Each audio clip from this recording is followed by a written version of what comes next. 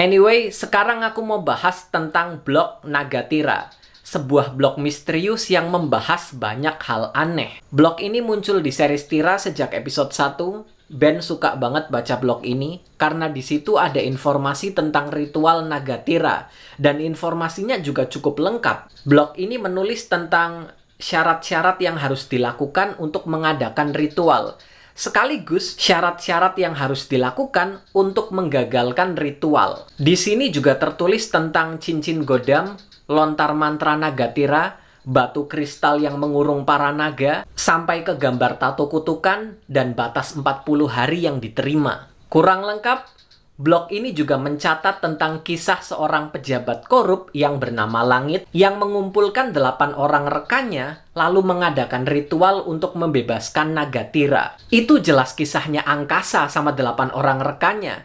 Namanya cuma disamarkan aja, dari angkasa menjadi langit. Pas baca ini jelas Ben jadi tertarik, karena dia punya masa lalu yang berhubungan sama ini kan. Ayahnya meninggal gara-gara menjadi tumbal pengganti untuk ritual Nagatira. Masalahnya, kenapa penulis blog ini bisa tahu sampai sebanyak itu?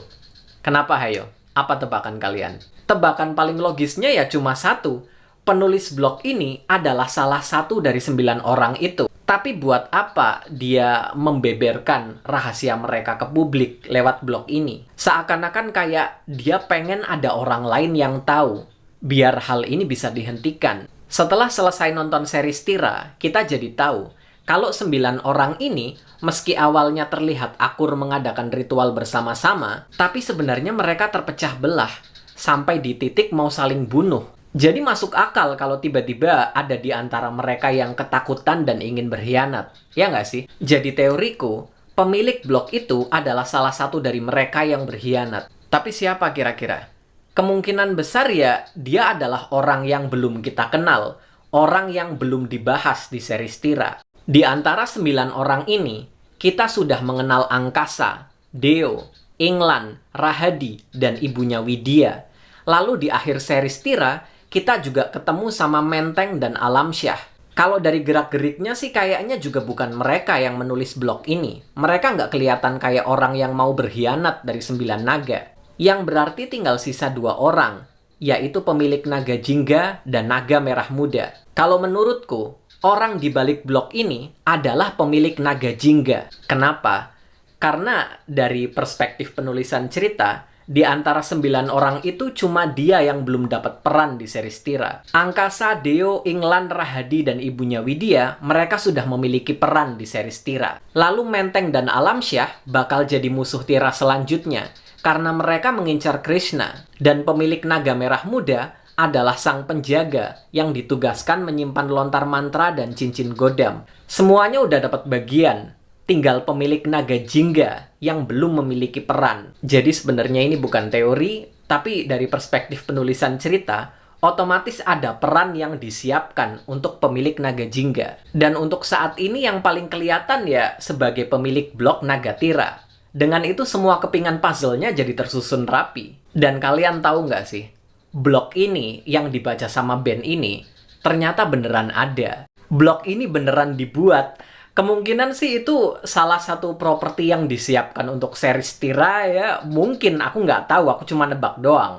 Bisa iya, bisa enggak sih. Cuma kayak nggak mungkin aja gitu. Nama blognya itu blog Nagatira. Kayak terlalu kebetulan kan.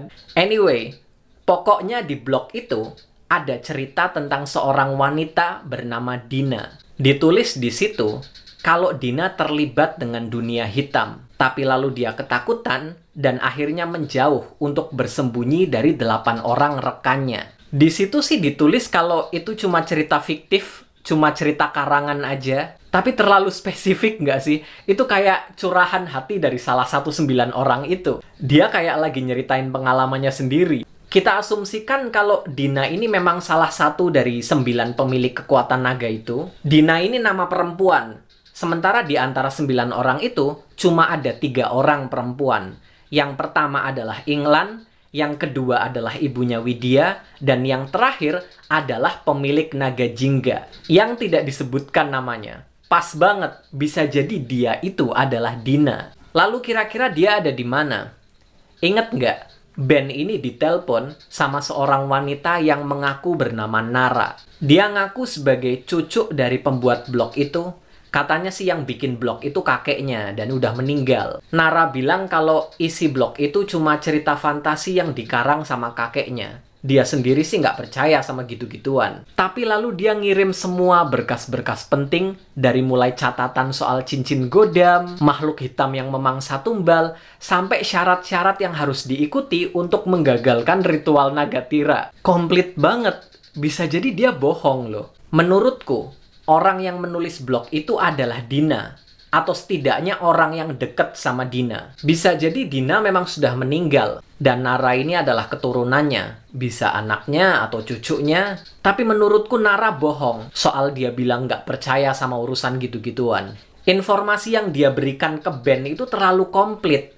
Curigaku sih dia itu memang sengaja untuk memancing Ben biar dia bergerak. Lagian, kalau Nara ini memang keturunannya Dina, dan Dina sudah meninggal, artinya naga jingga otomatis udah pindah ke Nara. Di akhir series Tira, Ben dan Suci bersiap-siap berangkat ke suatu tempat. Kita emang nggak tahu pasti tujuan mereka mau kemana, tapi kita bisa nebak. Suci bilang mereka mau berburu naga, tapi kenyataannya, Suci sama Ben ini nggak punya petunjuk apapun tentang keberadaan 4 naga sisanya. Satu-satunya yang mereka punya adalah blok Nagatira. Gimana kalau di akhir series itu, Ben ngajak Suci untuk datang ke rumahnya penulis blog itu, ke rumah kakeknya Nara. Di blog itu tertulis alamatnya. Apakah itu alamat asli? Belum tentu. Kemungkinan besar emang alamat palsu.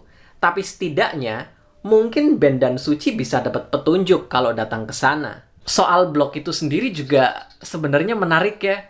Karena ada banyak banget artikel aneh di situ. Dari mulai ritual Nagatira, kemunculan makhluk di Danau Sentarum, Kalimantan, pintu neraka di Bulukumba, Makassar, rahasia gelap di makam Imogiri, hilangnya kereta Argo di Nakara, sampai ada artikel tentang jenazah makhluk bersayap.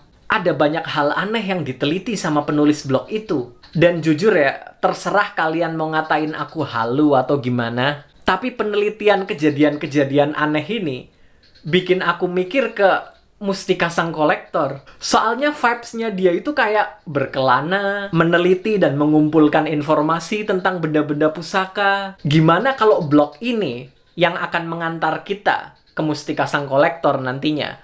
Soalnya kalau dipikir lagi ya, dari semua karakter yang sudah diumumkan akan muncul di jagat sinema Bumi Langit waktu itu ya, di antara semua karakter ini, yang belum muncul hanya mereka yang kukasih warna hitam putih.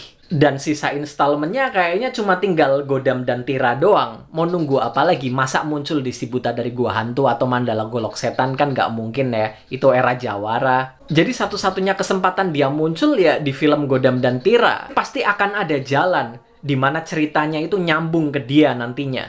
Soalnya ada banyak hal aneh di situ. Aku paling penasaran sama jenazah makhluk bersayap. Itu apaan? Apa jangan-jangan itu siluman kelelawar yang ngasih kekuatan ke Kalong? Entahlah, video kali ini cukup sampai di sini dulu. Terima kasih banyak buat kalian yang udah nonton. Sampai jumpa di video-videoku yang berikutnya. Bye-bye.